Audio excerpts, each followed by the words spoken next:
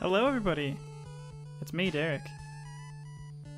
And hello again, it is me, Matt. So, Matt, we're winding down. This song's a little melancholy. It's a little sad. Yeah.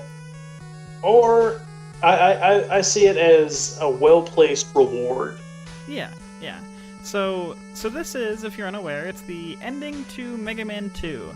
This is the song that plays as you finish Dr. Wily. He's walking away. The credits are going to be playing. This is the reward you get for beating the game, and this is the end of our first season. Well, excluding our next very special episode. And of course we bust right into the staff roll. This iconic part right here. Granted, this part is kind of just a refrain to a few other songs in the game. I think that first part is the part people really remember. But Matt, staff rolls, credit themes, what do they sound like? I mean, they can sound... like with most of our songs, they're going to have like a little bit of variant, or have a little bit of a variety. Yeah. But they're either going to be kind of like how this one is, where it starts out kind of like, hey, you made it, good job, we're heading home.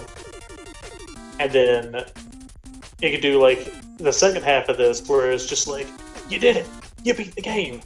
Yeah. Shoot your guns, kapow, kapow. Yeah, a lot of the songs I was listening to, they had 2 parts, or sometimes even 3 parts. And there's usually like, the epilogue finishing, and then there's the credit sequence or the staff roll, or sometimes the staff roll has like moving pictures with it to remind you of all the things you did in the game. But yeah, these songs are gonna be generally celebratory in nature. Some of them are kind of melancholy, depending on how the game may have ended. This one is really hyper at this second part, which I forgot to mention.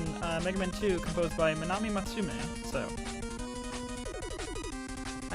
we decided to go with Mega Man 2 because it's just a really iconic one. There was a few other ones we were gonna open with, but I liked how this one had 2 parts, and it perfectly kind of describes what the rest of the episode's going to be like. Some of my tracks I focused on the first part, where it's just the epilogue, and some of them I focused on just the second half. I will note that a lot of these songs are very long, so some of them we might either only listen to part of them or only listen to the second part. And me and Matt noticed a trend that these credit sequences are usually either like 40 seconds or they're like 7 minutes. So Yeah, it really depends. Like, the one that I have is 2 parts, and it took me a minute to find them separated, because together they were about like 13 minutes. Yeah. I'm gonna I'll just shout it out right now. I wanted to do the Final Fantasy VI ending because it's really big to me. And it goes through the story of everyone climbing down, Kafka's tower at the end of the game, and it shows a little scene for each character. And as it shows that character, it kind of plays like a refrain of that character's theme, but like kind of remixed. And it's really cool, but it's like 12 minutes long, so obviously that wouldn't work. But I wanted to bring it up right now because it's just such an interesting end theme. Maybe we can, go back to it in another episode. Yeah, of course. So, Matt, I believe me starting, correct? Yeah, because it's an an odd episode. It's 25. Yep, episode 25. Woo! We've done it. We've gone a fourth to 100. We're at the 25 mark. Come on, Derek. Give us a good one. Should I do iconic or one you've never heard? I've got a few in both categories. I want to hear the one I haven't heard. Okay. I've got probably some really good ones for this. I'm gonna probably, I'm gonna bring it to a game we have heard from, Matt. Do you remember Lively Town? Yep, I remember that. I can't remember what it's from. Shining Force. That's it. So this is Shining Force 2 on the Genesis. This is the ending theme, composed by Motoaki Takanouchi. And I think you'll like this, Matt, because you enjoyed Lively Town and Shining Force, so I feel like you'll enjoy the end theme too. God, I'm excited to hear this one. Let's just get right into it.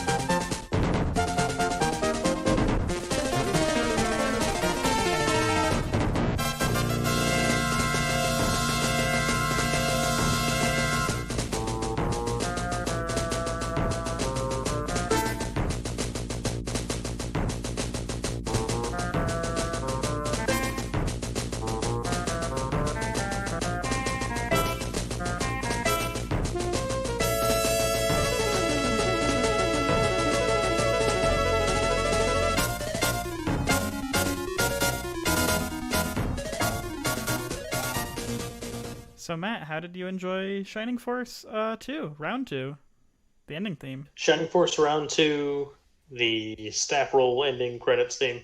I liked it. It was very upbeat. It kept me, kind of like tapping my foot the whole time. Yeah, it really takes you on a journey. And by the way, I love that little ending trill it does. The dun-dun-dun-dun-dun. It's That's delightful. like, all right, we need something to finish it off, and it's just like one guy in the background. That. That's it. I really like the super big swells, the dun-dun-dun-dun-dun-dun, the super heroic sound it puts in there. I mean, with Shining Force, I mean, if the ending credits didn't have some sort of heroic Sentai kind of sound to it, I mean, I don't think it would be. It would be right. It wouldn't be right. Let's go ahead.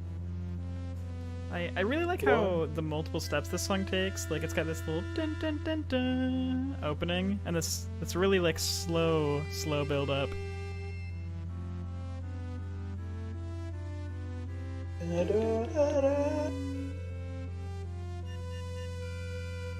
Just these I like those little notes. those little doo doo doo doo. I love when it gets into that note just builds and builds, and then that hits you out of nowhere. Yeah. Yep, right here is like that's my just like that's my heroic. Just like we did it. Here we are. We're the heroes. We've done it. We win. This is like We won. that the first part was game. maybe them like walking away from the final battle, and this is like them celebrating in town. Hooray! Da-na-na-na-na. I like this little part here. That drum line goes hard right there. Right? It just breaks out. That part reminds me of something else. That dun dun dun dun dun dun dun. Yeah, it does. Yeah, oh, God. Listening to like a lot of these songs, like I would love to see a marching band do a set of like video game songs, but I'm not talking like, oh, let's do the Mario theme. I can see this being played by a marching band. Yeah. I love this little part here. Like this song sounds like an orchestra. It's got like so many just like random like where like that instrument plays. Now it plays over there. Now that guy's going hard. Dun, dun, dun, dun. I've never. I like how it has like too, that hold on that note. Oh yeah, absolutely. It was just like it sounded like kind of like wibbly wavy. Yeah. Like yeah, I love how this game's composed. They did such a good job. I like this here for the ending theme. Dun, dun. Dun, dun, dun, dun, dun, dun, dun. I love it. It's so good. Oh man, yeah, I could see that. Like I said before, either as like a good like marching band piece, or even just as like your general orchestra piece. Oh yeah, I would love going. I mean, I've attended video game concerts. I've gone to both New World, which is a Final Fantasy specific, and I've gone to Video Games Live. And one other one that the name escapes me right now, but I could definitely see that song being in like a video game based orchestra. Mm-hmm. Especially just that little end trill. It just it fits so well with like an actual like band doing it. Oh man, it's my turn. It is your turn. My turn. How do you want to open up your last set of the year? I'm gonna open up my last. And I'm going old for this one. I'm going Game Boy. Ooh, okay. A lot of the songs that I have on my list are, I guess, like dear to my heart because like these are games that like I've beaten personally. Oh yeah. And like I wouldn't feel right if I didn't include these songs. Yeah. On here because like the the nostalgia feel is like so high. I would say I have a perfect blend of nostalgic to me games that I've beaten, and a equal part games I've never played that I don't think you've played. It's like straight up 50-50. Like, well, obviously this is my favorite game. I got to put on this on there, and then I'm like, oh, I've never heard of this game, but this end theme's great. It's straight split down the middle. I have one that's probably going to be a surprise to you, and I'm pretty sure you haven't played it. But here, well, we'll wait for that one. So my first song for the ending credits comes to us composed by Junichi Masuda, and it is the credits for Pokemon Red and Blue. Classic, classic. I actually had a few Pokemon songs on my list, but I kind of just took all of them off because I didn't want to play a Pokemon song and have you not pick one of them. So I was like, he's gonna do one, so I'm just gonna let him do one. Can I throw out a guess to which one you chose? Sure. Did you choose one from Ruby Sapphire? I did, because that's the gen I played the most. But let's get I into mean this. that one does have really Yeah, and fun music. I So love the general music to that game. And granted, I played the crap out of Red and Blue, played a lot of Gold and Silver, but I think the generation Pokemon I've played the most is definitely Ruby Sapphire Emerald. Just because that was right, like I played a lot of games when I was like really young, but Red and Blue I never owned. That was my brother who owned it, and I saved over his game more than once. Apologize in advance. And then I think I owned Gold and he owned Silver, but that was also when I was still very young. I can't think of exactly when Gold and Silver came out. And then when Ruby and Sapphire came out, that was like I got it for my birthday. I asked for it. We went to a GameStop, I believe, and I picked it out. And I got that and Tactics Advance on the same day. man, that's a good birthday. It was a good birthday right there. And I was so excited to play the new Pokemon game, and I just played the crap out of that one because it was like I have my own Game Boy Advance. I'm allowed to play video games now. I don't need to. And granted, I snuck playing it under the covers at till 2 in the morning, but who didn't do that?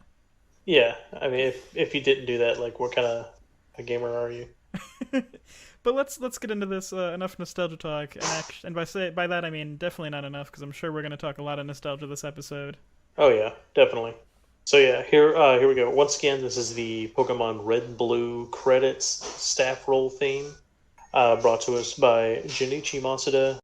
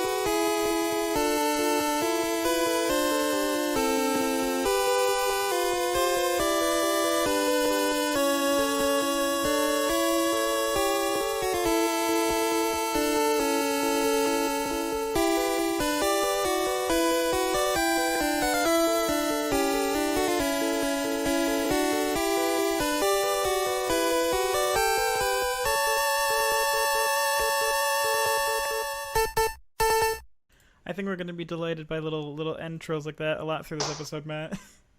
Oh, definitely. Dun, dun, dun, dun, dun. I mean, you gotta end the game on a good note. You gotta end it on a little happy refrain. Well, sometimes you gotta try your best, I guess. Oh man, but yeah. I mean, that's just a good classic Pokemon Red.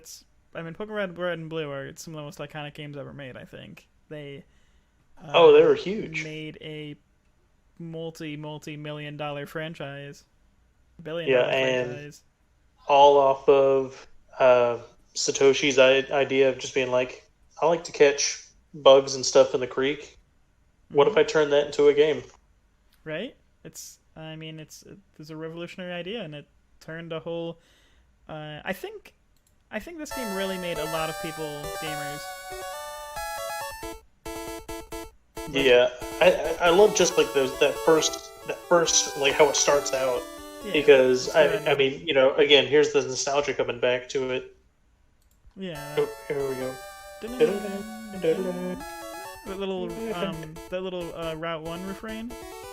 Oh yeah, I like that. 'cause, I mean the nostalgia from that is like I can remember when I finally beat blue version Hmm. and then I got to this and like one of the things I like they do is like as they scroll through names they just do like a little silhouetted Pokemon just like dashes past the screen. Hmm.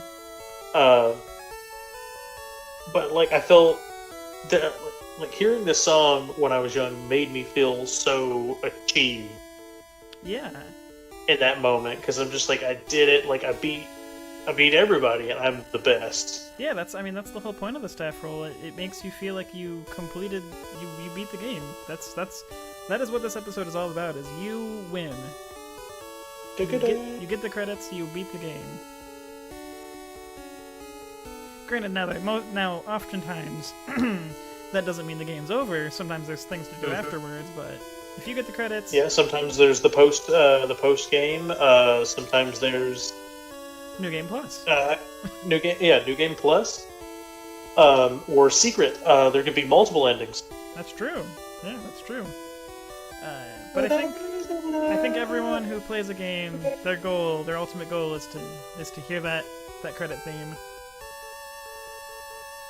That's what they want. They want to get dun, dun, dun, dun, dun. They want to see the end or Finn, depending. Hey, They were classic Finn. Finn, you're done. I remember the first time I saw that when I was a kid, and I was just like, "What?" Oh And I man, looked it up and I found out. I'm like, "Oh, okay, cool. yeah, it's It's French. the end. It's the end, but in It's French. French." Oh man, do I go a long time nostalgic like you did, or do I go more recent nostalgia? Yeah, I think I'm gonna follow suit with you, Matt. I'm gonna go the credits to a game I heard a lot when I was really young. I'm gonna go straight into A Link to the Past. Hey, there you go. Now this does have two sections to it. I'm just gonna play the first half, because the first half is almost 4 minutes long, but it ends right at 3 minutes 45 seconds. And then the next half is like another few minutes. So I decided to focus on the first half of the ending to A Link to the Past. And this is just a classic game. I played this so much as a kid, and I actually played this one through multiple times as a kid. So this is an ending theme I heard many times. And this Yeah, is I mean, oh, go ahead. if the game is that good, I mean, it deserves to be played multiple times. Oh yeah, yeah. I think our mutual friend Josh Lusk agrees. I believe Link to the Past is his most played game ever. I'll agree with that after watching him do his playthrough. You mean our two playthroughs, the one where he beat it in 4 minutes, and the one where we beat it 100% in a little bit longer than 4 minutes. Yeah. That special bonus episode, but Link to the Past, much like many Zeldas, composed by the great Koji Kondo.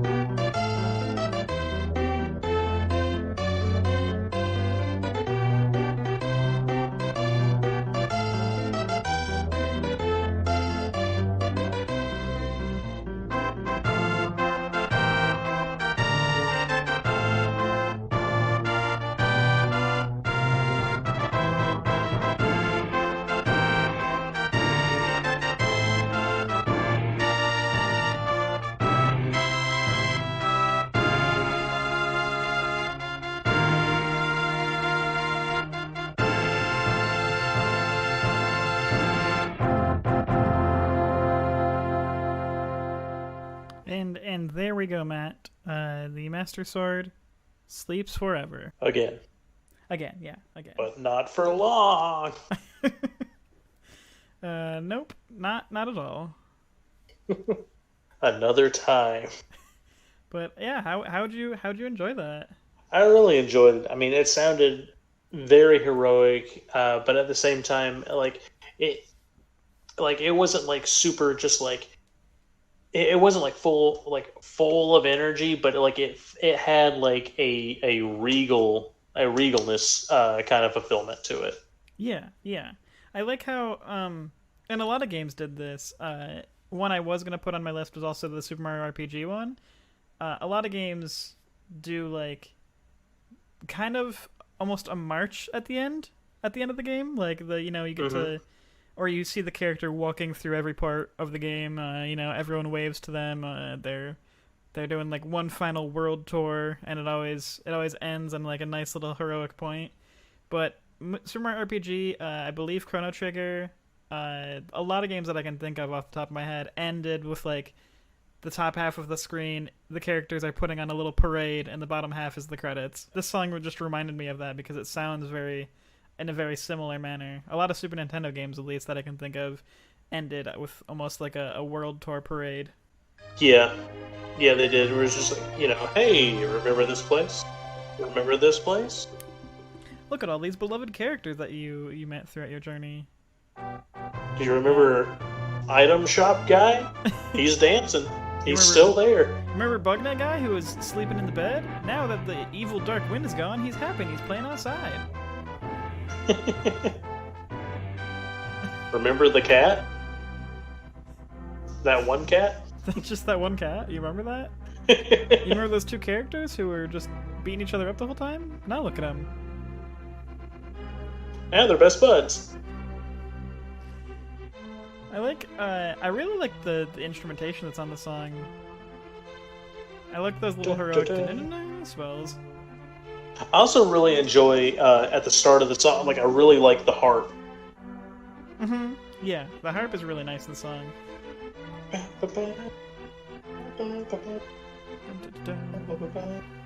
I like this little call and response thing that's going on.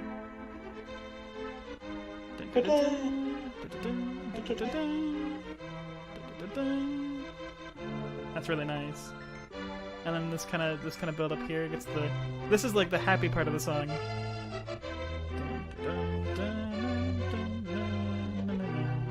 This is the part that has like that regal, like you're going back to the castle to be like, hey, I did it. Mm-hmm. I like the just I am the hero part of the song. It's like a Return of the Jedi for me. It's just like when everyone's just like, yeah, you did it! You get the medal! Here's the medal! Thanks for going on suicide mission. Nice job on that suicide mission. You are the guy who does the thing. Thanks for being the guy. I like this little break right here. Dun, dun, dun, dun, dun. Dun, dun, dun, dun, dun. Dun, dun, As of the part where like you see like the kids like running around chasing each other dun. in It's town. funny. Just like I don't have the memory that Josh Lusk has for this, but I guarantee you he's being like, that's not what happens in this part. I guarantee you he knows exactly what happens in each cue of the song. oh, guaranteed. I'm just using like Just general things, yeah. just general things. I guarantee if he was on this call, he'd be able to like say word for word what's happening, like scene for scene. I do know that it ends with the Master Sword sleeps forever, which, granted, that doesn't end up happening forever, as it turns out. Yeah, but I mean, could you imagine like when this game was still fresh and you get to the end, you see that and you're like, man, is this it? Yeah, I mean, that's such like an interesting thing that games do, like, and movies too. Like once the big bad is defeated, the world is saved, then it's like, well, now what happens? Yeah. Here's that like super. This ending is so like just big.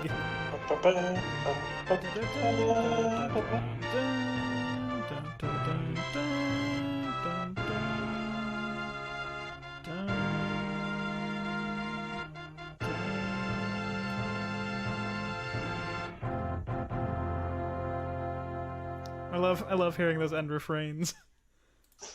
We're 3 for 3 on the ending refrains so far. We are Can you continue? 3 for 3. Honestly, I don't remember if my songs. It's funny because I know what's on my list. Obviously, I put it on my list, but I can't for the life of me remember if they do have that ending trail or not. So always when we get to the end, I'm like, oh yeah, nice.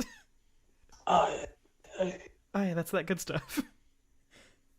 There it is. There's that trill. Give me the trill, man. Give me the trill, please. I need it. I need those end notes. Let's hear if your next track has it.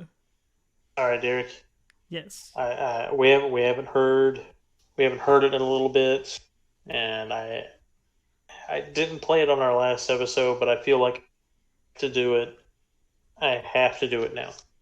Is it Okami? It is. I was figuring you went almost like 20 episodes in a row, and then suddenly there hasn't been one for a few episodes. I know. I took a little break from it. I mean, I guess I didn't want. I want to seem like a one-trick pony. That's fair. That's fair.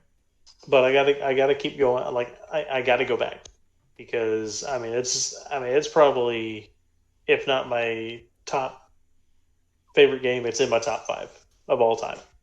Yeah, I mean, Okami it's beautiful. The music's beautiful, and the game is just wonderful. And I think we've collectively talked about it many times.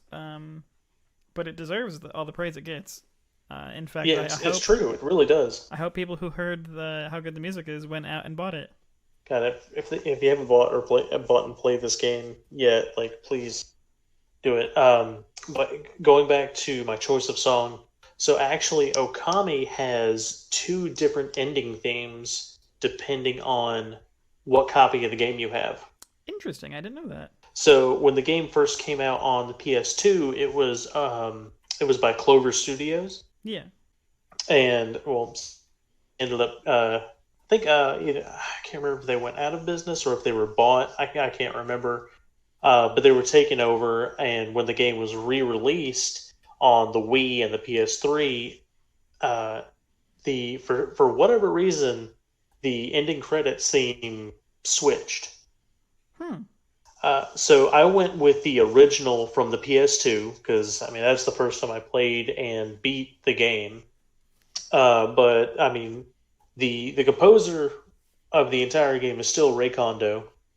But this last song was actually it's a pop song. From a Japanese pop artist known as Ayaka Hirahana, and the name of the song is called Reset.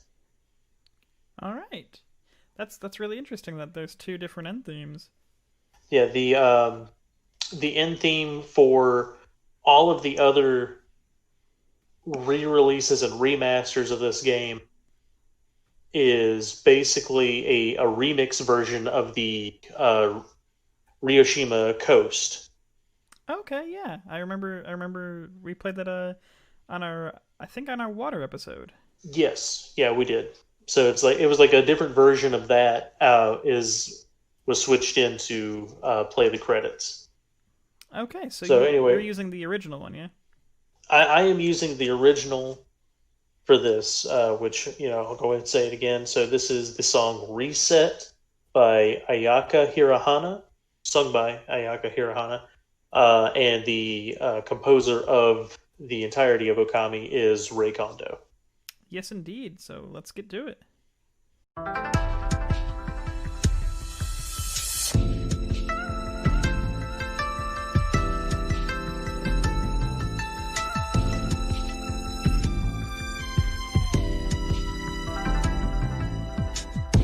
散りゆく花びらが街を彩るけど最後の時なのと風が教えてくれた季節は巡るから心配はいらないとあの時横切った月が照らしてくれたいつも同じ涙ばかり流し続けるなくさなければ気づかないからただ一つ願いが叶うのなら昨日の自分にさようなら変わらない想いがあるのならばいつか桜の下で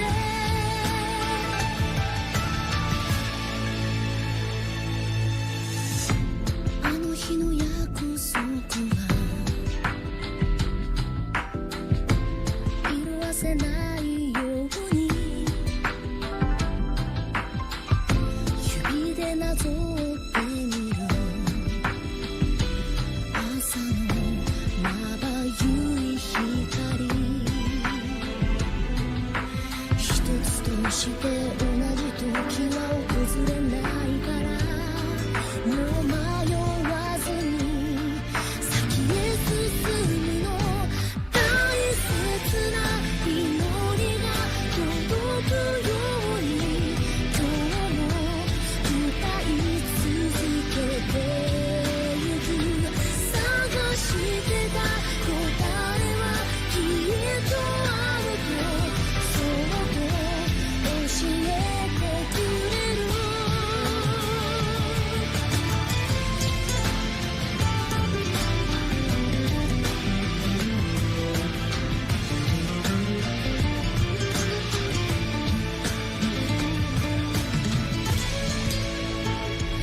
ただ一つ願いが叶うのなら時を超えて届けたい変わらない想いがあるのならばいつか桜の下で大切な祈りが届くように今日も歌い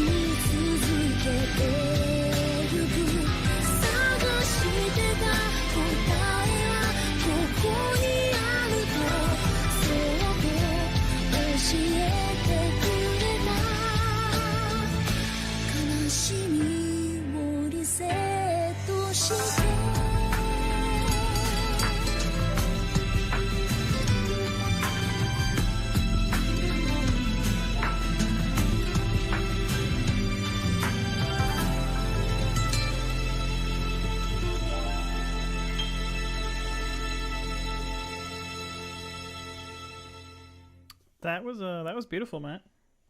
right? I mean, you get done playing the game, and then you're treated to that song, Yeah, yeah. and it's a beautiful song. I mistakenly, before the song was played, posted the wrong link, so we instead got the instrumental version of it. Which is actually hilarious and leads perfectly into my next song, but we'll talk about that in just a little bit. But no, like getting back into this, yeah, I mean, because yeah, I mean, like everything that happened, especially with like the final boss and everything like that, and like you just get, for me, like I had like this moment of just like of sadness that happened, and then like you hear this song come on, and I'm just like, this song actually, like, I mean, it was actually very emotional for me because I put so much time, and like I just loved the overall the entirety of the game. I mean, I was just so into it. Oh yeah, yeah, 100%. And I love the vocal work on this song is so good. Now, granted, I don't speak Japanese, and I'm willing to bet a portion. I know you don't, as well. No, I do not. But I can definitely 100% appreciate how like good the lyrics and the vocalists are. I really like this part. And actually, it's funny because we've got a video here watching the credits while this plays, and it's exactly like I was talking about. It's literally Amaterasu. Like, remember when he did this heroic thing? Walking down the screen as though, I mean, it's not a parade. It's a one person parade. Well, one spirit, one god. Yeah. Now, I will say one thing about the video that's tied to the song is actually. These are the credits to the first HD remaster from the PS3, and so they are not the actual like credit roll from the original PS2. I was gonna say I do love how the credits for this game are designed in such a way that instead of scrolling up the screen, they're scrolling horizontally, and they're written vertically downwards like traditional Japanese on like a scroll. Yeah, it's a nice effect. Like I mean, because there's a lot of things in the game that are on scrolls or pertain to scrolls. It's I mean, very Japanese it only game. makes sense. It keeps its style through the end, and what its style is beautiful. It is. Hey, remember that time he had an orange? I love it.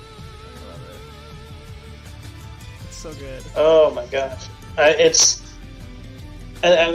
love it whenever there's like a vocal track at the end of a game too.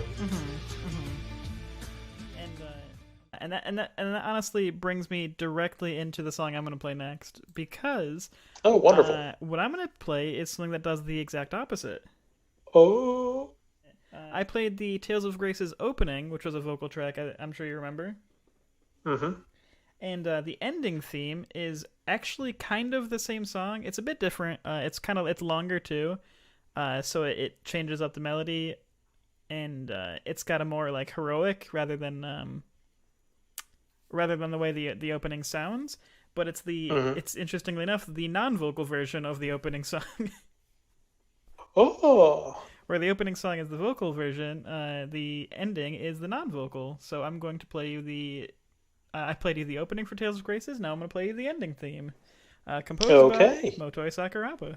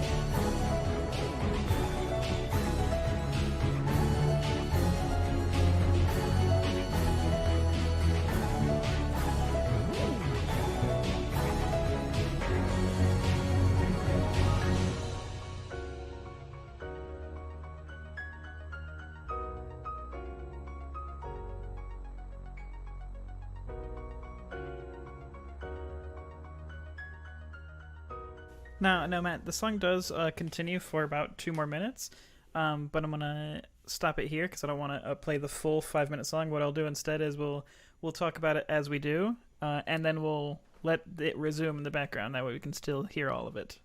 Sounds good. What'd you think? Granted, you've heard very similar to the opening, but I actually really like the non-vocal version too. It's very pretty. The non-vocal version, yeah, the non-vocal version is very pretty. It sounds like something like I like. I'll honestly say that I could listen to this in the background like during Christmas. Yeah, that's fair. That's a fair point. I was Yeah, it has very it's a very pleasant sound. Yeah, it's a song I really like. It means a lot to me for a lot of reasons, as I've mentioned before. But I love the general sound to it too. And after about the 2 minute mark, and it kind of changes a little bit, and you'll hear as it goes on as we talk over it. I'll let it go. I'll let it continue playing here in a second. The rest of this isn't in the opening because the opening's only like a 2 minutes. I like the little piano trill right there. But I like the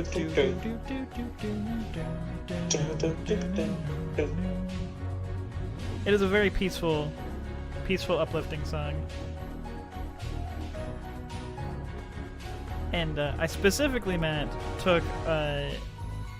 gave you a version of a video that doesn't actually have the actual credits playing, because of course it does the kind of thing where the credits scroll and it shows you all the things that happen in the game, as we've mentioned that games are wont to do.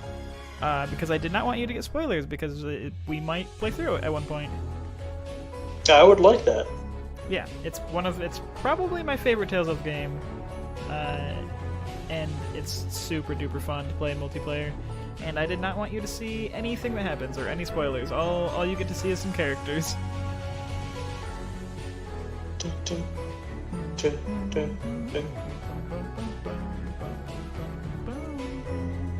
It's a song I love, and I really like the non-vocal version. Granted, I love the vocal version too. Both the English and the Japanese version are both very good sounding. But I really like this rendition of it too.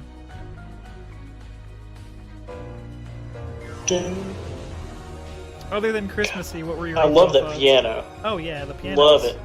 Yeah. I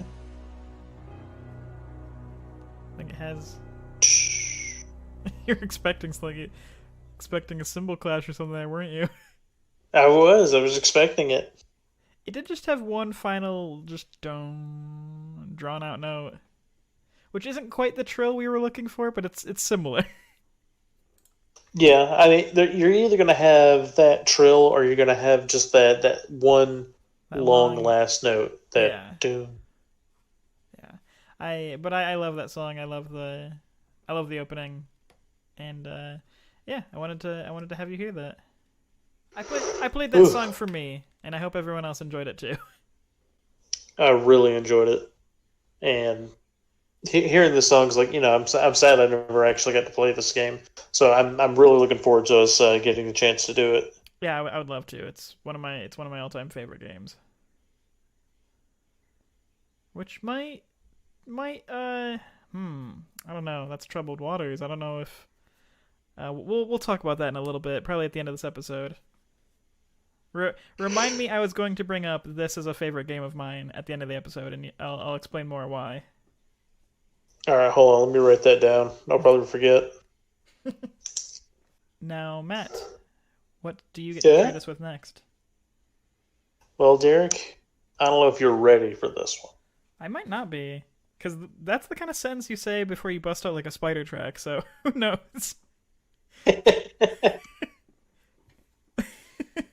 I mean, I can bust out a spider track if you want me to. Well, you tell me what you're planning, and I'll react accordingly. We'll see if I'm ready for it. Well, Derek, I will say at the end of this game, you're greeted with a great message. It says, "Congratulations. You've won 30 races. Oh. You are an amazing biker." You ever wanted to be a biker, Derek? I'm sure some deep part of my psyche might have, but I can't say. I like being safe and secure, so I don't know. You don't want to hop on a hog and get that engine roaring and See, take off on the road. I don't I don't think it's for me, but apparently it's for this game. It's for this game. Do you have a guess what this game might be, Derek? There's a few different options, but I'm not 100% sure. What is it? I'll give you one guess. One guess. What system? Super Nintendo. Super Nintendo and its motorcycle game? Yep. I honestly have no idea. What is it? Can't think of it. Well, it's based off of the popular cartoon show of the times, the Biker Mice from Mars. That tracks.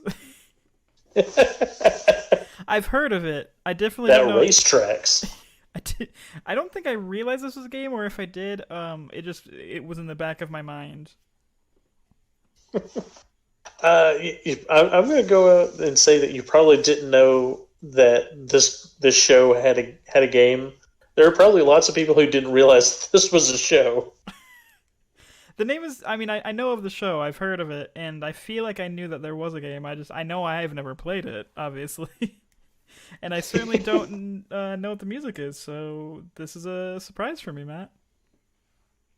Well, you're welcome. I had to throw a curveball out there at you. Well, you succeeded. Yes. So yeah, this is the ending theme for Biker Mice from Mars on the Super Nintendo, and we actually have two composers who worked on this game, Hideto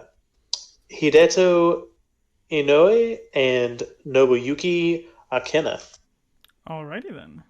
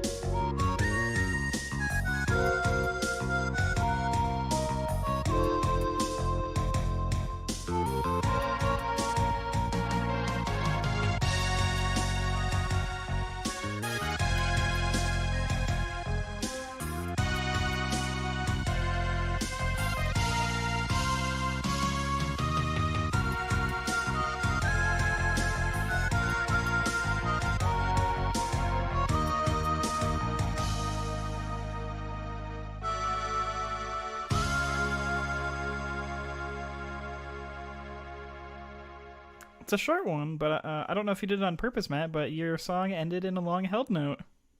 It did. It did. I did not do that on purpose, but You inadvertently followed me. I did. I did. Well, yeah, I like that. It was very simple. It's kind of, kind of grooving, kind of just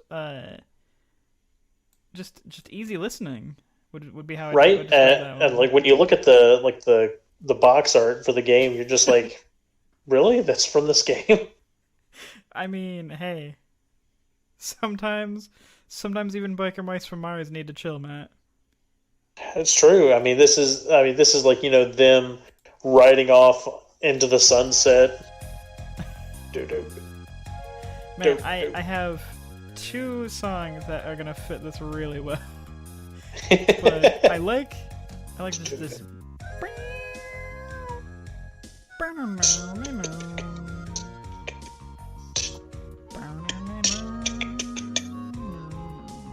I like how you were doing the percussion. I was doing the lead there. I do really like that. I kind of want to hear this I want to hear that lead done by a saxophone. Right. Is this smooth jazz? I do really like that percussion, that do do do. You can hear that bass in the background. That's good. It's a good bass.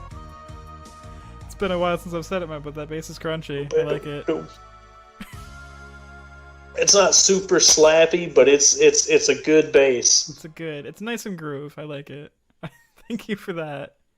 You're welcome. See, I could go with a song that sounds very similar, but I think I'm gonna follow you up because you took me, Biker Mice from Mars. We're obviously in space with in Mars. Yeah. I'm gonna follow you up with a game that also is in space. It is a horizontal scrolling shoot 'em up. It's for the Sega Mega Drive, which I don't believe we've played a song for. We might actually maybe one or two. I'm not sure. I mean, that sounds new to me, and like, it sounds like a made-up thing. Oh, of course it does. It's the Mega Drive. This is my Sega Mega Drive. But that being said, this is a game that's never been released to. Oh, well, it actually wasn't originally released in America. It was Japanese only. But then it came out on the Virtual Console for the Wii in 2008. The game is Gley Lancer. Gley? Gley Lancer. You'd think it would be gray, and maybe it's supposed to be, but it's not. It's maybe it is supposed to be Gray Lancer. I don't know. Either way, this is the easy ending mode, because this is another thing that some games do. If they're easy, normal, hard, extreme, maniac, lunatic, whatever you want to call it, hell difficulty. Some games that have all those different difficulties, sometimes you get different music depending on which one you beat. Which is fun. I mean, it's like its own reward. And it's funny because I've heard this song on other podcasts, which is why I know it exists, because there's no way I would know what Gley Lancer is if I didn't listen to other podcasts. And I was doing some research, and it's funny because of the people. I do a lot of my research via YouTube just because it's easy to type in a game and a song and then listen through a soundtrack. That way you don't have to go through and download all of them, which I do after the fact once I find ones I like. But it's funny. Oh yeah, definitely. I was reading the comments for this one, and people were like, "Man, I regret not beating this game on easy. This song's awesome." That's what you get for playing on not easy mode. You don't get the better song, for some reason. So this is Gley Lancer. Oh man. Composed by Noriyuki Iwadare. Some other composers too. Isao Mizuguchi and Masanori Hikichi. But I believe Noriyuki Iwadare is the main composer. Okay. And this is the ending to the easy mode. And you're gonna like this one, Matt. I'm confident in that. Well, thanks for taking it easy.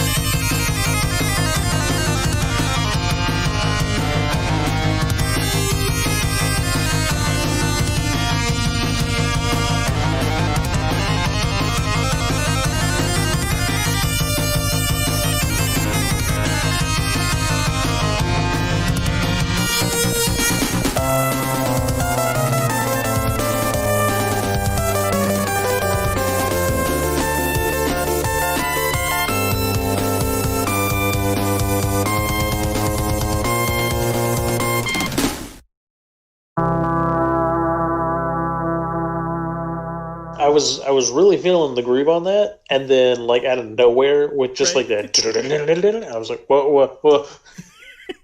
Right, I like how the first part it's like, okay, yeah, this is kind of chill, kind of romantic almost. I'm feeling this. I'm like, yeah, I'm like, I'm into this. I'm into the groove, and it's just like, all right, we got him. All right, time to punch him right in the face. Right? I was like, one, I like the first part. Two, I like the second part, and then I like the third part too. I'm like, this song kind of rips. It's so good. It's an unexpected one, and I like the first time I heard it, I was like, this is chill. I'm like, oh, this is kick ass. Like, yeah, I can feel this. I can feel it. And I'm feeling it too much now. Right? Because this kind of like romantic send off kind of sort of feeling it's got. And you're like, okay, this is nice. This is like maybe like a moonlight stroll. It's very nice. You know, the heroes are going home. Maybe maybe You know what? Hold on. I gotta look into this really quick. the Mega Drive. No, not the Mega Drive. Because this part's it's so very relaxed and nice. This is when you kind of just close your eyes and you like wave back and forth to, and then and this happens, you're like, oh. It hits you with this groove, and you're like, oh, okay, this is kind of hot. Go.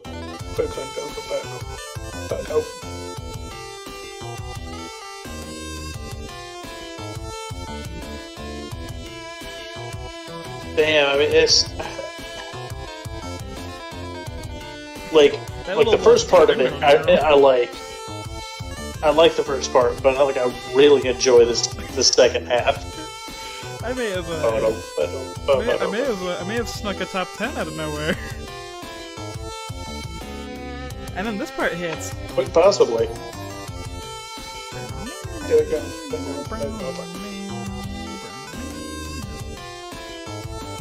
And then you think it's gonna end, and then it's like, nah. This third part kicks in, you're like, song, where are you taking me?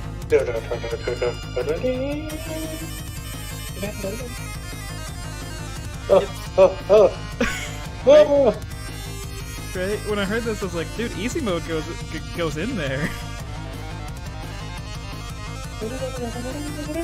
Like, when did this become Dragon Force? Right, like damn, like I hate that we had to wait until the Wii to get this. Yeah, like it's quite a difference between original release on Sega Mega Drive rather. I almost said Master System. The Mega Drive. I like that really there. That got us with the okie doke. It hit us with an ending trill, and then it hit us with a long held note. Right. It got the twofer in there. It's like, alright, ending drum, let's do it. Alright, ending held note. It's like, what, you can't do both. And you certainly weren't expecting that song either. No, I wasn't. I actually really like. It was a really good song. Well, there you go, Matt. How are you going to follow it up? How am I going to follow that up? You know what? I know what I'm going to do to you. I'm ready. All right, Derek. Taking you back to another one of my great childhood memories on the PlayStation 1. Okay. Coming to us from Stuart Copeland, one of the best drummers ever. Yes, indeed. Is Spyro 2 Ripto's Rage. I'm looking forward to this because we've heard from Spyro a few times, and I really enjoyed the tracks that you brought from Spyro. I mean, all the music from Spyro is pretty good, especially within the first two games.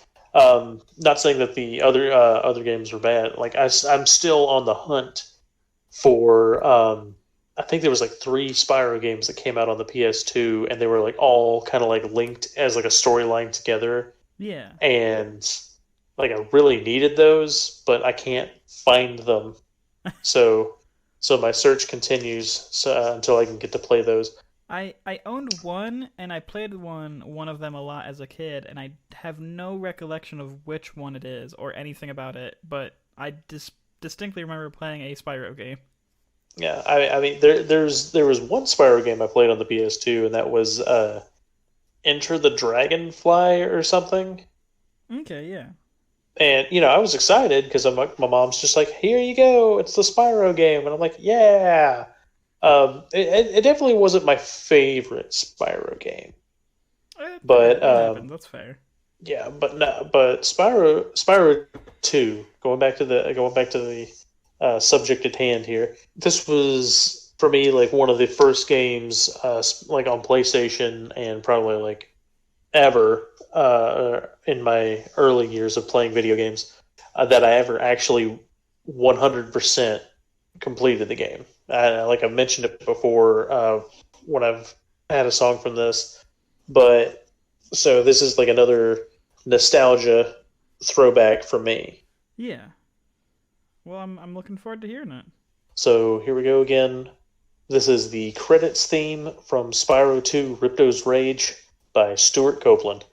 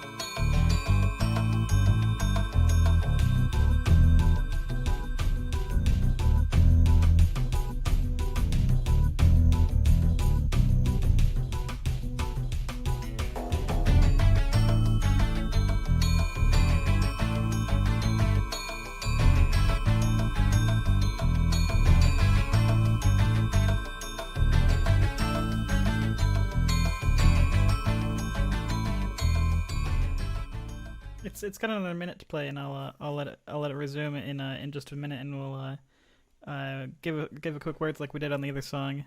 But I Yeah. like that, Matt. I like the little chimes in the background, the ding ding ding ding, the wind chime noises. Ba-dum, bum, bum. Yeah, Yeah, yeah, the little wind chimes that happen in the background. and like that slow drum that kind of like builds into it. The go go go go go go. I do like, yeah, I like all the drums in the song. That boom boom boom. It's a different kind of groove. It's kind of one where you just like you bob back and forth, you know, and you're kind of just feeling it. Yeah, you just. I mean, I would think the ending of the game, and God, it's been so long. I can't remember if it happens before or after. I believe it's after.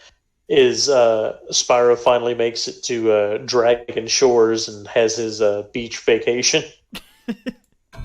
So it's just like this song, and then he's just like on a beach wearing sunglasses. I could hear that. Cause it's got like equal parts like kind of, you know, kind of like cool, kind of like badass like groove, but then it's got like little the gentle like relaxing notes in there too. See, it's got that like that just kind of sounds grooving and cool. But then it's got those like happy beachy noises too. They're like on top of each other. Yeah, and I love the bass guitar that you can hear that just kind of keeps it. I mean, obviously that's the point of the bass guitar, but I love how want to do. Yeah, I just love how I can audibly hear the bass guitar doing it. Yeah, it definitely keeps that interest, and it keeps the like just that good feeling. All right, well, that was a nice groove, Matt. I like that. You're welcome. I am going to. You know, this is gonna be a fun way to transition. Spyro, classify him as some kind of reptile, right? He's a dragon boy. Oh God, you're not playing Gex, are you? No, that would be very funny though. That would be very funny. Turtles are they're amphibian reptiles. No, they're not. Well, they're not amphibians. They're reptiles that are in the water. I don't know where my brain went there for a second. They are aquatic dwelling reptiles. Yeah, I don't know what happened with my brain. I was like, amphibians. I was like, no, those are frogs, you ninny. But turtles are also reptiles. Yes. I have a franchise that's about turtles. Are they? They're teenaged. Are they ninjas? Yeah, they're teenaged. Oh no.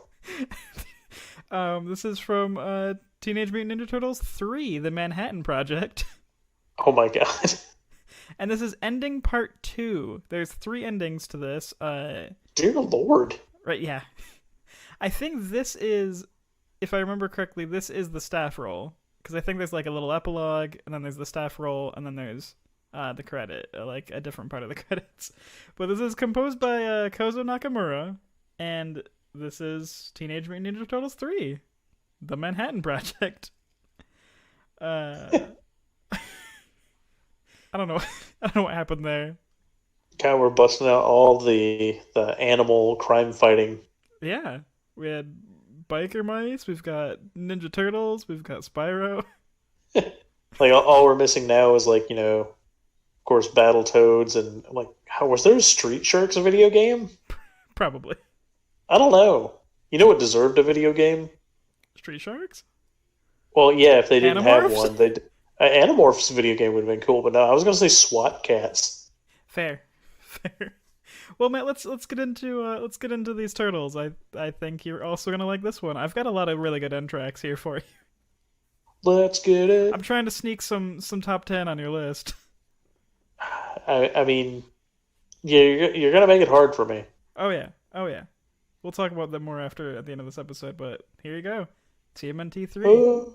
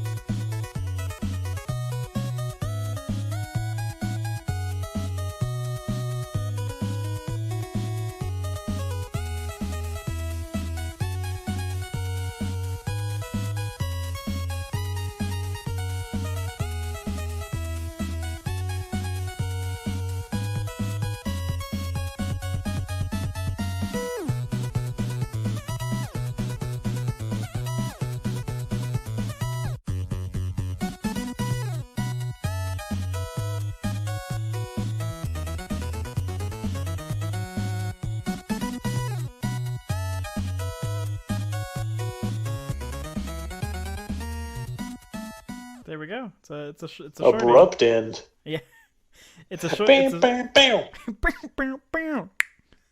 I think that's because it then goes into the third part of the ending. Yeah.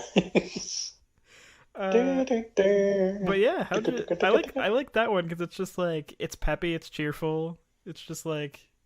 I mean, it's a good time, and I mean, you can't not have a good time when it comes to the Teenage Mutant Ninja Turtles. I mean, that's debatable, Matt. Some of those games, those are not good times. I mean, in the fact that just the Ninja Turtles are awesome. We don't have to go that far into depth. We can just think about the classic cartoon, those live action movies from like the 80 90s era, which were like the epitome of like awesome. Oh, of course. Here, I'll hop back into this jolly little. Like listening to this, like if you said, "Oh, this song plays during the credits of the game," I'd be like, "What? No, this sounds like level 1." It does kind of sound like the start of a journey. It does. I like this part.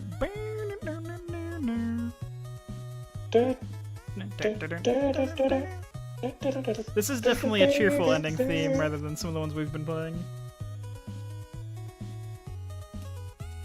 I like looking at the screen right now. I like how in the shadow of the letters, the Manhattan Project, it's like the skyline. Right? It's really cool box art. Yeah, it is. I mean, that's a good title. Yeah, I gotta rewind a bit for this part of the song. I love that little that raise up it does to that breakdown. Here, let me replay that part. Yeah, go ahead.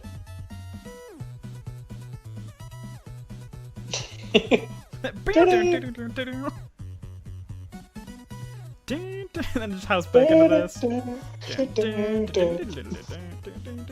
Like I would play this. Like this would be my theme song while walking down the street. I was gonna say, like, walking in the street, you do that thing where you point to someone, just nondescript, just point at them. Point at them. Ding, ding, ding, ding, ding, ding. Oh man, I wanted to treat you with that little fun little guy. That was definitely a fun little guy. I had the intensity of Gley Lancer, and then I chilled it down with that TMNT song. So, what direction are you going? Are we going chill? Are we going intense? I think you treated me to a good time. I think it's time that I treat you to a good time. See if you can sneak a top 10 on my list. Oh, we'll see. If not this, definitely another song from this game was probably more than likely going to be on your top 10 list. We will see. Coming to us from the ever popular system, the Super Nintendo, by the composer John Dunn. Hey. Well, Derek, he done it again. The Jurassic Park. Yes. For the Super Nintendo. Absolutely. Now it took me a minute for this because like the credits for the game, it's not unlike most of the other songs that we've had. This one's actually titled High Score. Well, yeah, I mean that's valid. We mentioned that before the show. Some games, when you beat them or you get to the end, they don't give you a congratulations. You just beat the whole game. Go rest your heroes. Congratulations!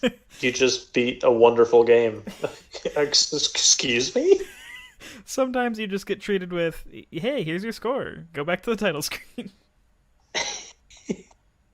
I mean, we had. I will say, I watched a little video of this to make sure I was getting the right song, and yeah, I mean, they had like a little staff roll that happened while the song was playing, and then at the very end, it was just like, "Now enter your name." Yeah. Cool. Here's your high score. I think that's still a valid end credits, even if the game doesn't necessarily have a well-to-do epilogue. Yeah, I will say, looking at the comments on this theme were great when I was doing my Research. my research, my list composition, because the top comment on this particular track is, "Yeah, right, like anyone's actually heard this." Oh man, that's good. That's funny. Well, Yeah, let's hear it for the first time, Matt. let's let's. Let's give this the world. I'm sure no one's heard this before. So this is the high score ending credits from Jurassic Park on the Super Nintendo, composed by John Dunn. He done it again. He's done it again.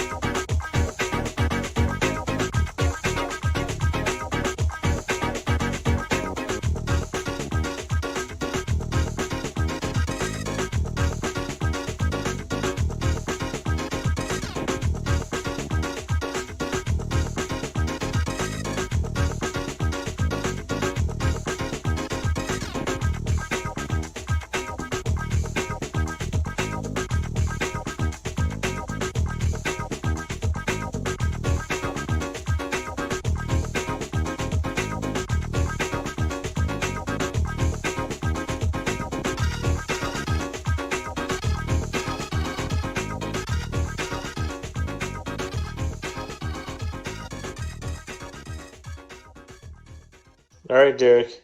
Well, Matt, is it's not Triceratops Trot, but it was pretty groovin'. I was into it. As a funky song, wasn't it? It definitely brought the funk. Right? I mean, first of all, Triceratops Trot. If you haven't listened to this song from this game, go look it up. Go listen to our jungle episode. No, it was our Forest. mountain episode. Oh, it was mountain. That's right. That's It was right. mountains. I forgot. Oh man. But or listen to the next episode. Spoiler alert. uh-oh. We've said it plenty enough times already, but yeah. You know that song's going to be on your list. It's definitely there's no cut. I mean, it's on there. I'm not gonna say it's my number one, but it's on there. Oh, But- yeah. But let's. You know what this reminds me of? It's very Toe Jam and Earl. I was exactly thinking that. We're on the same I'm like, wavelength here. I'm just like, because you have in your mindset Jurassic Park, you know what the musical score for that movie is, Oh, do you? and then you hear this, and you're just like, I mean, could you imagine getting to like the end of Jurassic Park? They're like lifting off in the helicopter and then it starts playing. I would lose my mind. That'd be the funniest shit I've ever seen.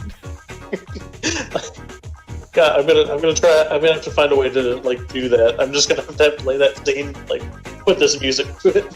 There's just some raptors and shit, just grooving, just straight up vibing.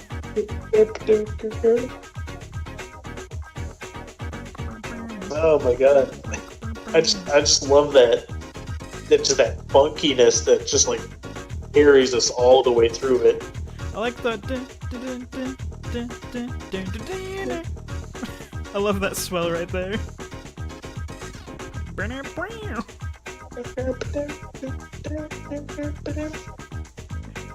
It's a really simple loop where it's one of those things I'm like, has this been playing for 5 seconds or 30 minutes? So it's got magma drift syndrome. Yeah. But I mean, I'm still grooving to it. I just love that dun dun dun dun dun.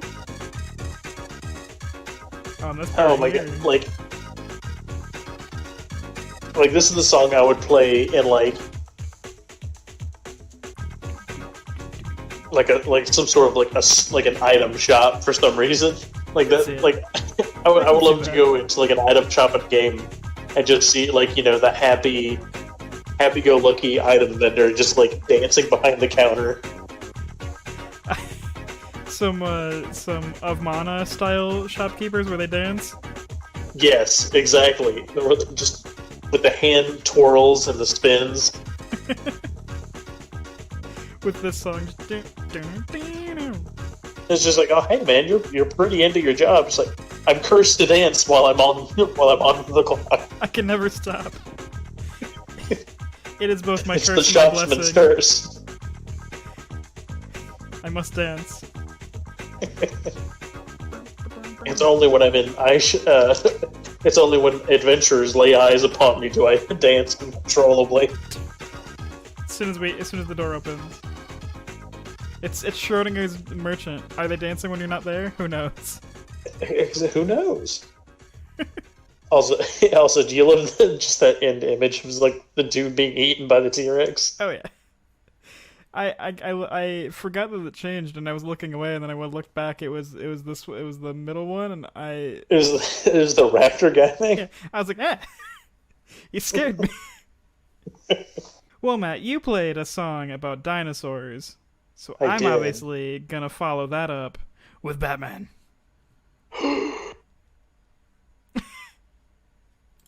It's Batman: Return of the Joker for the NES. Ooh. Yeah, this one's it's kind of spicy. It's kind of date night. Ooh.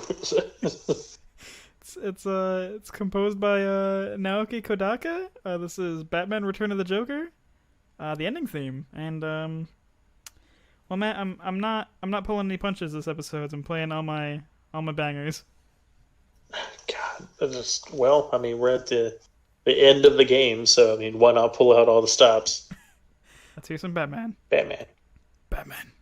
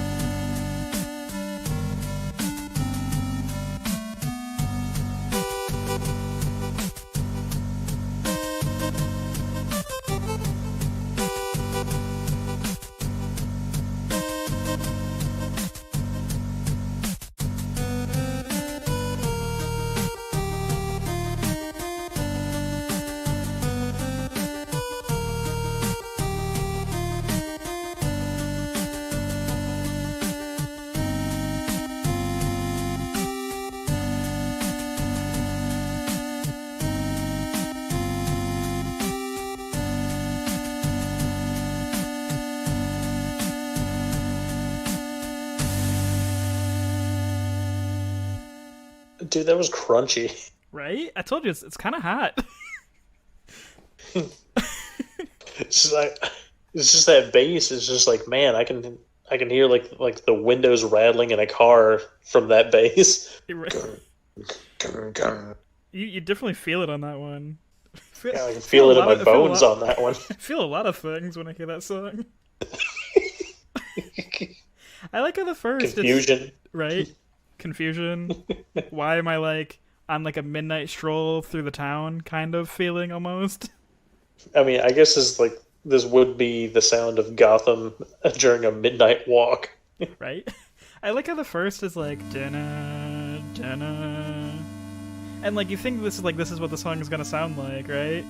Because the first time I heard it, I was like, okay, this is kind of like ominous, like end of a Batman thing. The dun dun. And you're like, yeah. Okay, all right. And then it's turn the lights down low.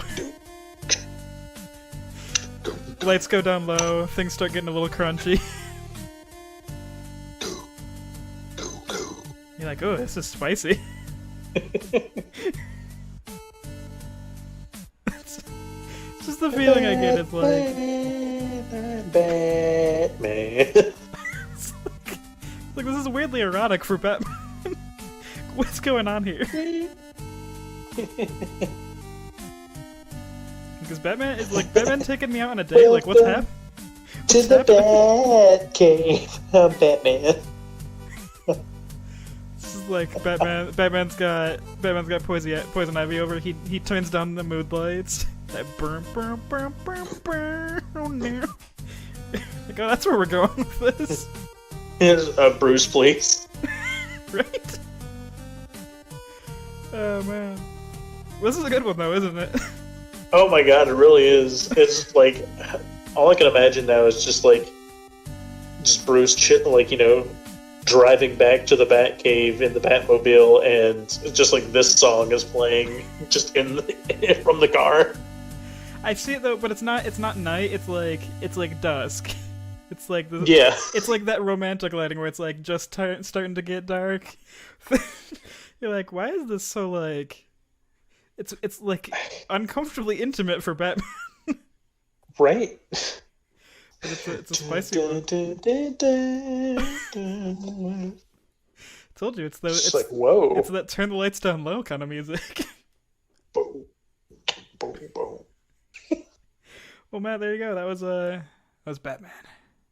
Well, thank you for that one. Oh god, You're welcome. I told you I had some spicy tracks this episode. it did, and that one was like super spicy.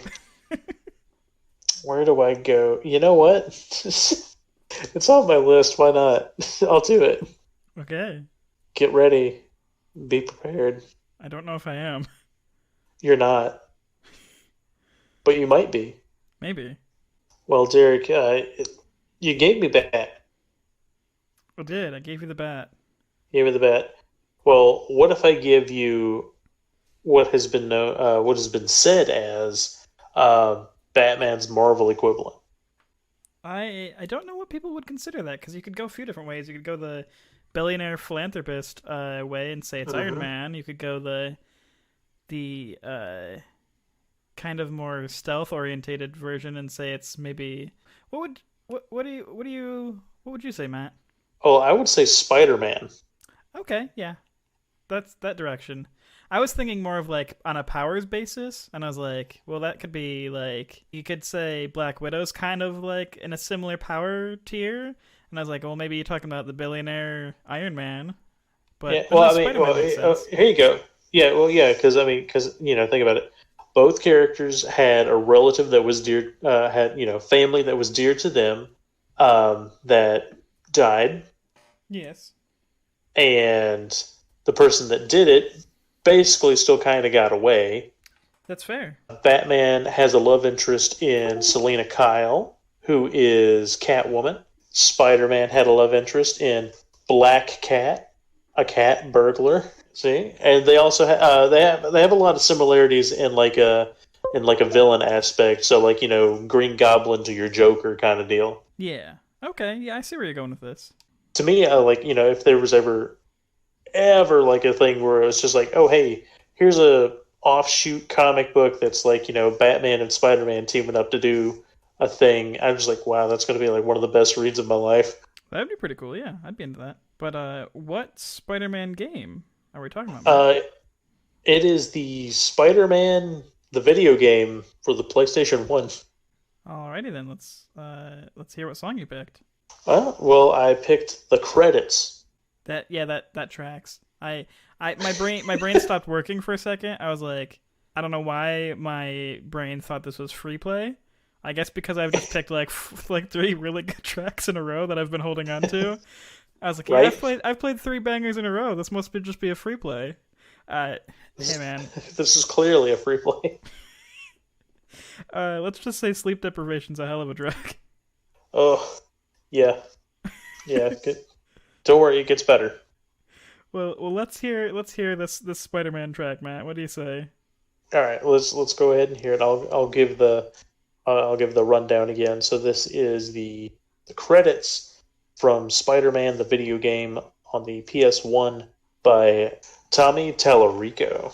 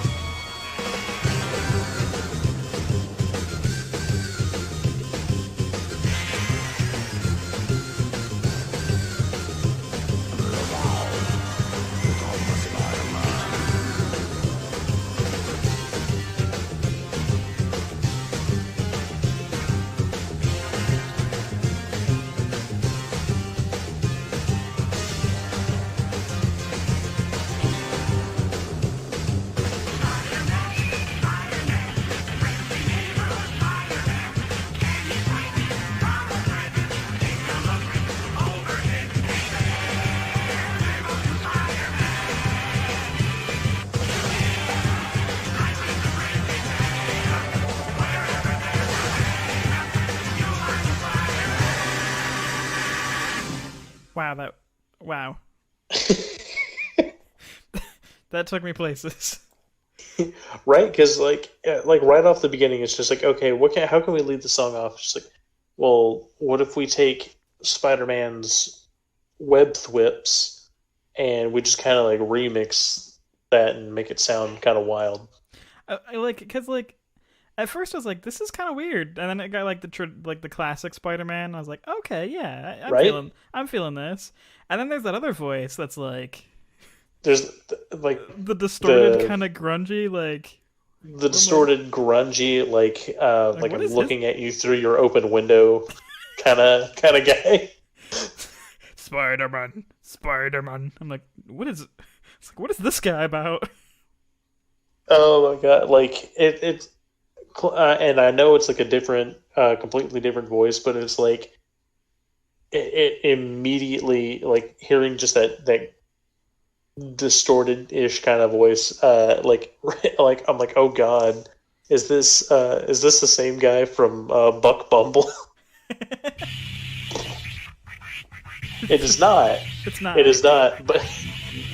But then I thought about Buck Bumble, the theme song, just done entirely, but in this guy's voice. Ah, Jesus, terrifying sounding. Wait,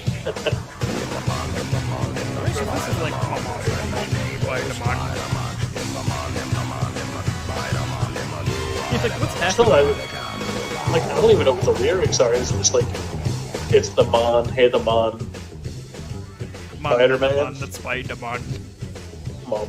It's like Colt chanting, and then it's the Spider-Man. Yeah, I wanted to leave the volume up there so I could hear that and try to figure out what he was saying. But yeah, I got nothing. The Spider-Man. What? That's not how that goes. Right in the neighborhood, I like this Spider-Man. part. This part's grooving. Oh yeah, this part's like really good, and it has like that BG guitar in the background. It's like, I'm into this part. This part's cool. It's like this is Spider-Man the surfing video game music. Right? I was gonna say, it kind of sounds like that. And then there he is This guy again. comes in.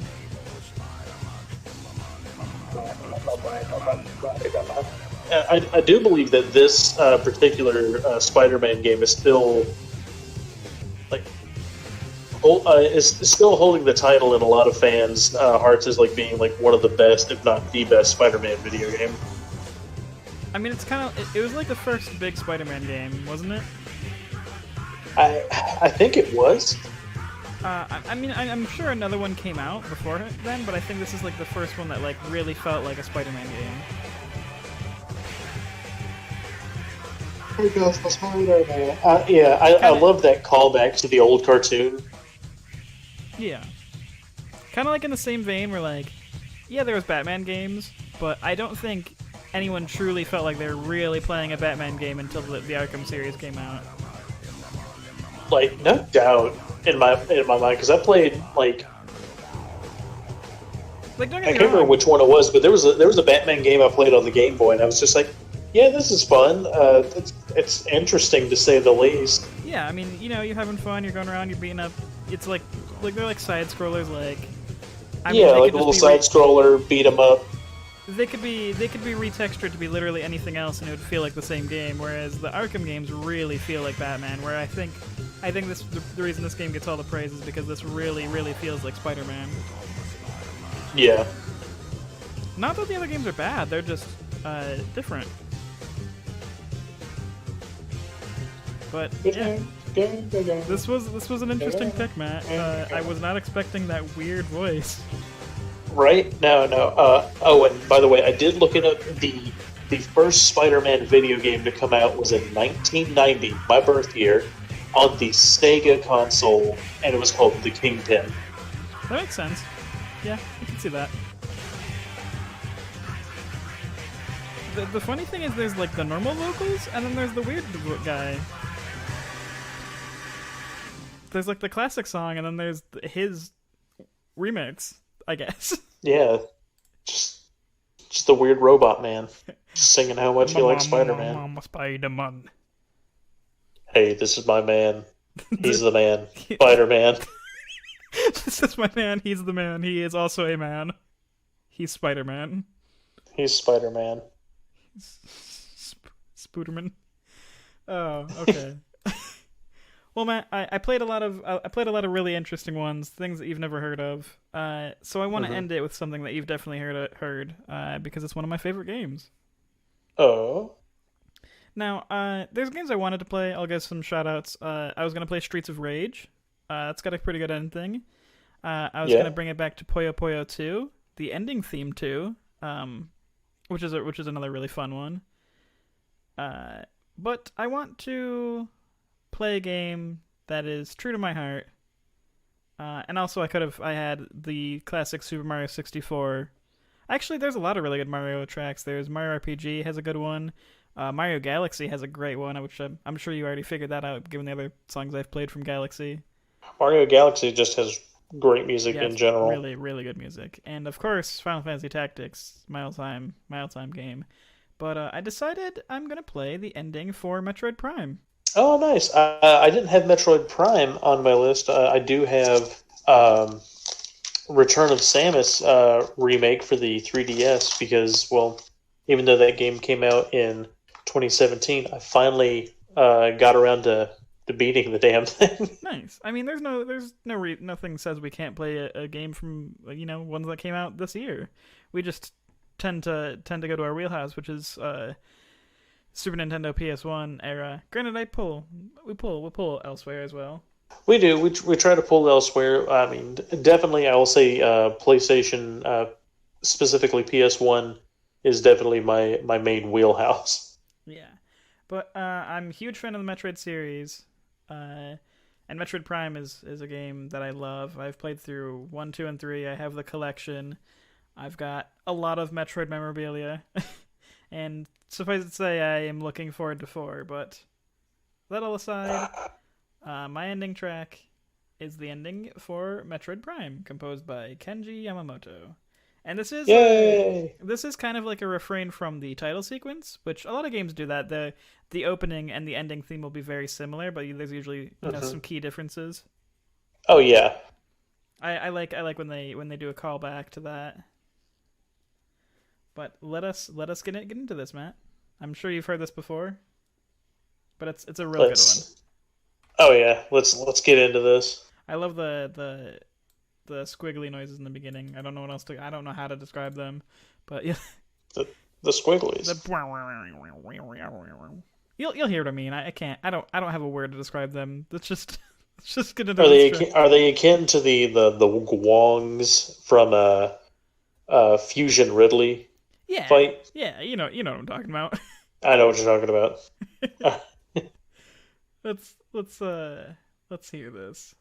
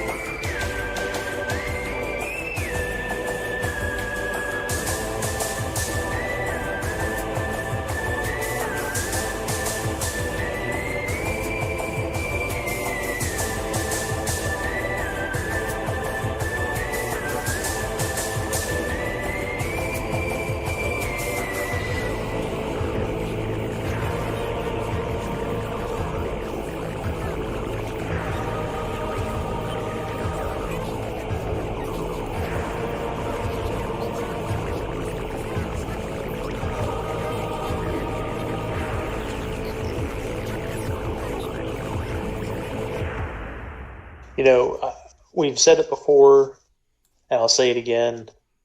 Metroid Prime. I mean, that was like That's it. a End new sentence. point. Oh yeah. Yeah, I mean, it was like a new standard almost Oh yeah. for Metroid games. Yeah, I like how Metroid has like two distinct versions. It's got the 3D Prime series and it's got the 2D series, and it's interesting because I think people love both of them almost equally. Yeah, Because I love the Metroid Prime series and I love 2D Metroid. Oh, yeah, we love our Metroidvania style, big map side scroller, but at the same time, it's just like it was such a fresh take to be able to go like, oh hey, here's Metroid, but it's it's like 3D first person. and you're exploring this whole world like this. You're on this alien planet and you feel it. It feels alien. It feels weird, and I love it. I love. Do you hear the squiggly noises I was talking about now? Those, I the do, static and keys. I don't know what to call them. what it sounds like to me is like it sounds like an Edacoon like messing with a mic, Okay, yeah. which only reminds me of the horrors that happened after Fusion, I and wondering if we'll ever get a conclusion to that. who knows? I would love to see a second game in the Fusion series. But I like. Yeah, I just want like the a original Prime. I just want a side scroller Metroid, that is the next one in the series to come after Fusion. That's what I want. Yes, because Fusion is technically the last game in the series, current as it stands. As it stands, and that came out a while ago. I would love a follow-up to Fusion so much. That would be my jam. Oh my god. But I love how the song, it just sets the atmosphere. It like makes you feel like things are alien. Like it 100% conveys that, and that's what I love about the Metroid games. Is they might not be the most like they're not like the most melodic things out there. They're not like songs that you hum generally, but they feel so good to the environment. Yes. Yeah, the composition of the Metroid music is very fitting for the environments that they're portraying. And I love those like alien scrunchy wibblies. I like that. I enjoy those. I just love the main alien whistly, just the. Yeah, the almost kind of operatic choir kind of ghostly wail. Yeah. And I like those gentle touches, the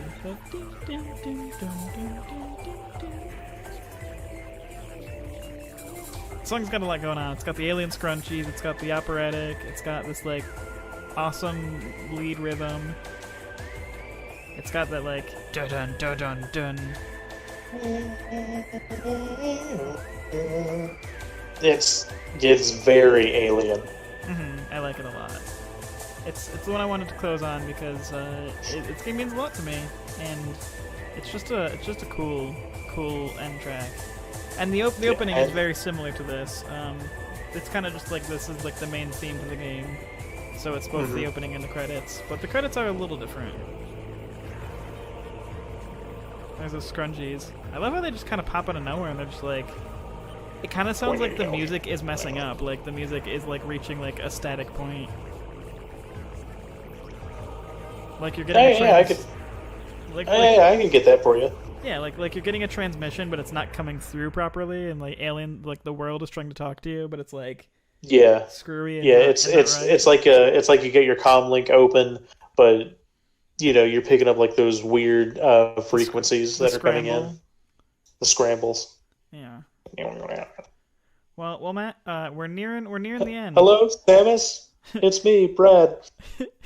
You probably can't understand me. Oh my god. This is Brad.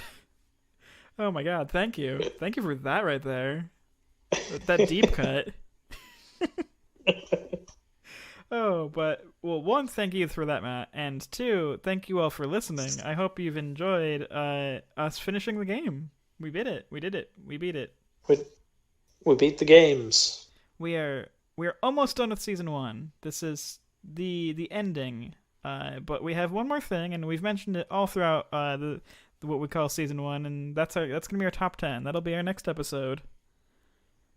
We'll be gone for a little break.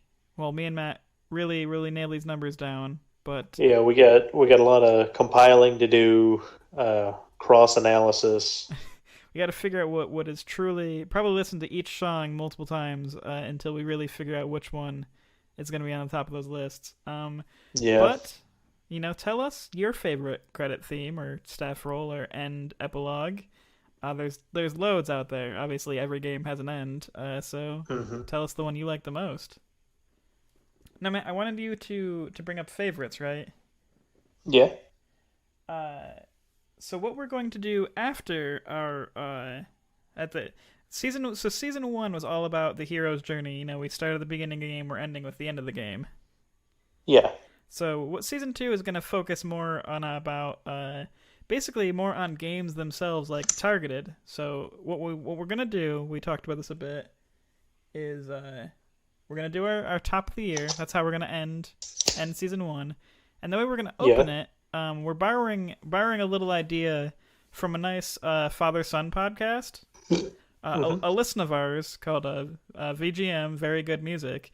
They have a podcast that he does with his son, and they did a thing where one of them picked their top favorite games, and then the other one picked their favorite songs from those games, and then they traded. So we're going to borrow that idea. So Matt is going to give me a list of his probably top 15, top 20, and then I'm going to pick some songs, and then we're going to do another episode based on that, where Matt does the same for me. Oh, okay. Yeah, that sounds pleasant. That sounds like a lot of fun. And then the rest of season 2, we're going to really deep dive into straight up single episodes on series, single episodes on composers. That's going to be the focus. We're going to focus.